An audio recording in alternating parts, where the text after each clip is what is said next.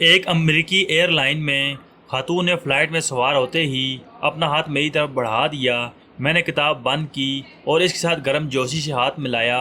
خاتون بزرگ تھیں، جبکہ عمر 60 اور 70 کے درمیان ہوگی۔ وہ شکل سے پڑھی لکھی اور سمجھدار بھی دکھائی دیتی تھیں۔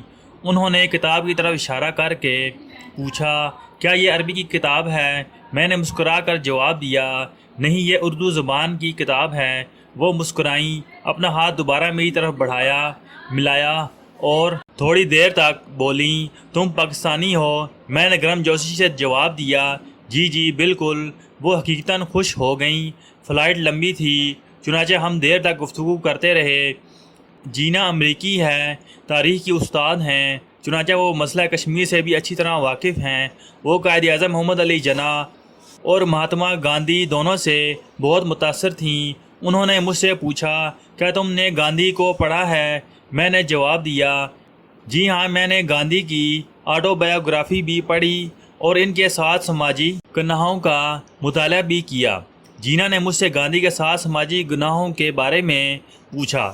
میں نے عرض کیا، پوپ گریگوری اول نے 950 میں 7 خوفناک گناہوں کی فہرست جاری کی تھی۔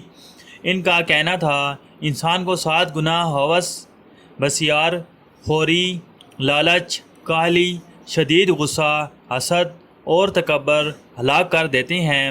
انسان اگر ان 7 گناہوں پر قابو پا لے تو یہ شاندار، بھرپور اور مطمئن زندگی گزارتا ہے۔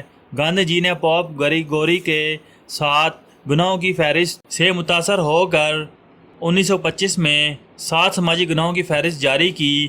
ان کا کہنا تھا، جب تک کوئی معاشرہ ان 7 گناہوں پر قابو نہیں پاتا، وہ معاشرہ اس وقت تک معاشرہ نہیں بنتا۔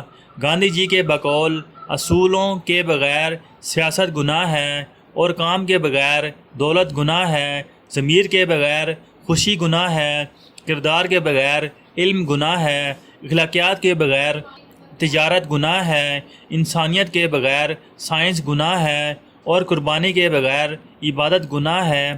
یہ 7 اصول بھارت کے لیے گاندھی کا سماجی ایجنڈا تھا۔ وہ مسکرائیں، مجھے تھپکی دی اور پھر پوچھا، کیا تم قائد اعظم جناح کے 7 اصول بھی بیان کر سکتے ہو؟ میں نے مسکرا کر جواب دیا، قائد اعظم پریکٹیکل، باصول انسان تھے۔ وہ فرمودات پر یقین نہیں رکھتے تھے، چنانچہ انہوں نے زندگی میں قوم کو کوئی تحریری ایجنڈا نہیں دیا تھا۔ وہ میری طرف دیکھتی رہیں۔ میں نے عرض کیا، گاندھی اور قائد اعظم میں فرق تھا۔ گاندھی فلاسفر تھے اور قائد اعظم پریکٹیکل انسان تھے۔ وہ کہنے کے بجائے کرنے پر یقین رکھتے تھے۔ اس لیے ہمارے پاس اقوال سے زیادہ قائد اعظم کی مثالیں موجود ہیں۔ میں خاموش ہو گیا۔ وہ بولیں، میں وہ مثالیں سننا چاہتی ہوں۔ میں نے عرض کیا، مثلاً قائد اعظم نے پوری زندگی قانون نہیں توڑا، پوری زندگی اقربا پروری نہیں کی، پوری زندگی رشوت نہیں دی اور نہ لی، پوری زندگی اپنے مذہبی رجحانات کی نمائش نہیں کی۔ وہ سنی تھے، وہابی تھے یا پھر بریلوی۔ قائد نے پوری زندگی کسی کو کانوں کان خبر نہیں ہونے دی، پوری زندگی وعدے کی بندی کی، پوری زندگی سمجھوتا نہیں توڑا، پروٹوکول نہیں لیا، سرکاری رقم نہیں کھائی، ٹیکس نہیں بچایا، آمدنی نہیں چھپائی، اصولوں پر سمجھوتا نہیں کیا، کسی کا حق نہیں مارا اور پوری زندگی کسی شخص کے ساتھ بدتمیزی نہیں کی۔ وہ مسکرا کر بولیں، ویل ڈن، آپ ٹھیک کہہ رہے ہیں، وہ واقعی بہت شاندار انسان تھے، میں ان سے بہت انسپائرڈ ہوں۔ وہ رکی اور پھر آہستہ سے بولیں، میں اگر آپ سے مزید سوال پوچھ لوں تو آپ مائنڈ تو نہیں کریں گے؟ میں نے مسکرا کر جواب دیا، نہیں، ضرور پوچھیں، میں حاضر ہوں۔ وہ بولیں، کیا آپ قائد اعظم سے محبت کرتے ہیں؟ میں نے فوراً جواب دیا، دل و جان سے۔ آپ پھر بتائیے، آپ میں اپنے قائد اعظم کی کون سی خوبی موجود ہے؟ میرے لیے یہ سوال غیر متوقع تھا۔ میں پریشان ہو گیا اور میں پریشان میں دائیں بائیں دیکھنے لگا۔ وہ بھانپ گئی اور آہستہ آواز میں بولیں، آپ یہ چھوڑ دیں، آپ صرف یہ بتائیں، آپ کی قوم نے اپنے قائد کی کون سی خوبی کو اپنی ذات کا حصہ بنایا؟ میں مزید شرمندہ ہو گیا، میرے ماتھے پر پسینہ آ گیا۔ وہ مسکرا کر بولیں، میں تاریخ کی طالب علم ہوں، میں اسلام سے بھی انسپائرڈ ہوں، میں آدھی اسلامی دنیا دیکھ چکی ہوں۔ آپ مسلمان دو علمی کا شکار ہیں، آپ لوگ ہمیشہ نبی پاک صلی اللہ علیہ وسلم کو اپنا ہیرو کہتے ہیں، آپ ان کے خلفاء اور صحابہ کو بھی آئیڈیل کہتے ہیں، لیکن جب عمل کی باری آتی ہے تو آپ ان کی ایک خوبی بھی اڈاپٹ نہیں کرتے۔ آپ میں آپ کے آئیڈیل کی کوئی خوبی نظر نہیں آتی۔ آپ لوگ قائد اعظم جیسی شخصیات کے بارے میں بھی اس طرز عمل کا شکار ہیں۔